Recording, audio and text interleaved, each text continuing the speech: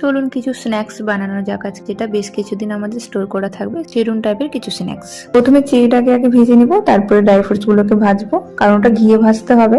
তাই শুকনো কড়াইয়ের মধ্যে আগে চিড়িটাকে ভেজে নিচ্ছি। সমস্ত চিড়েগুলোকে আমি এখানে লাল লাল করে ভেজে নিয়েছি। এবার যতগুলো ড্রাই ফ্রুটস অ্যাড করব সম্পূর্ণগুলোকে আমি এখানে টুকরো টুকরো করে কেটে নিলাম। তারপরে কড়াইয়ের মধ্যে আমি মাখানাগুলোকে লাল লাল করে ভেজে নিলাম। গ্যাসের ফ্লেমটাকে লো রেখে এদিকে বাদামও আমি ভেজে নিয়েছি। আপনারা তো দেখলেন চিড়েটাকে আমি আগে ভেজে রেখেছি। কড়াই দিলাম সরষের তেল। এখানে আমি আদা আর কাঁচা লঙ্কাকে কুচিয়ে নিয়েছি, সেটা দিয়ে দিলাম।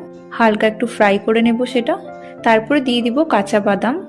কাঁচা বাদাম অলরেডি আমার মিক্সড ড্রাই ফ্রুটসের সাথে ভাজা রয়েছে, তার সত্ত্বেও আমি এক্সট্রাভাবে একটু অ্যাড করে ভেজে নিলাম। দিয়ে দিলাম জিরে। জিরে আর কাঁচা বাদামটা ভাজা হয়ে গেলে দিয়ে দেবো কিন্তু স্বাদ মতো নুন, হলুদ, লঙ্কা গুঁড়ো। সমস্ত কিছু ভালো করে মিক্স হয়ে গেলে ভেজে রাখা চিড়েটা অ্যাড করে দেবো। গ্যাসের ফ্লেমটাকে লোয়ে রেখেছি আমি। গ্যাসের ফ্লেমটাকে লোয়ে রেখে সমস্ত চিড়েটা দিয়ে ভালো করে মিক্স করে নিয়ে গ্যাসটাকে অফ করে দিলাম। এবারে কিন্তু ভেজে রাখা ড্রাই ফ্রুটসটা অ্যাড করে দিলাম। ভেজে রেখেছিলাম মাখানা, আপনারা দেখলেন, সেটাও আমি অ্যাড করে দিলাম। এবারে আরও কিছু অ্যাড করব, তার আগে আমি সমস্ত কিছু ভালো করে কিন্তু মিক্স করে নিলাম।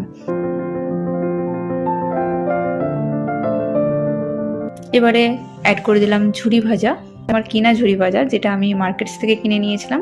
এবারে চানাচুর অ্যাড করলাম। এবার দিয়ে দিলাম 1 চামচ মতো বিট লবণ, দিয়ে দিলাম রোস্টেড ছোলা। এবারে কিন্তু ভালো করে মিক্স করে নেব। এখানে কারি পাতাও আপনারা ভেজে অ্যাড করতে পারেন। আমার কাছে এখন অ্যাভেলেবেল কারি পাতা নেই। আমার বিল্ডিংয়ের নিচে রয়েছে কারি পাতার গাছ, সেখান থেকে তুলে নিয়ে এসে ভেজে এটা অ্যাড করে দিব। আপনাদের কাছে কারি পাতা থাকলে গরম তেলের মধ্যে কিন্তু প্রথমে কারি পাতা দেবেন, সেটা ভাজা হয়ে গেলে সমস্ত কিছু অ্যাড করে দেবেন। দেখুন সমস্ত কিছু ভালো করে আমার মিক্স করা হয়ে গিয়েছে।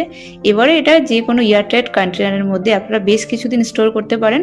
সন্ধ্যাবেলা চায়ের সাথে কিন্তু ভীষণ ভালো লাগে এই চিড়ে ভাজা খেতে।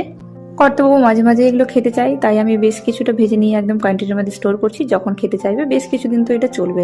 শীতকালে এরকম ড্রাই ফ্রুটসের লাড্ডু আর এরকম সন্ধ্যাবেলা স্ন্যাক্সে চিড়ে ভাজা হলে আর কিচ্ছু চাইবে।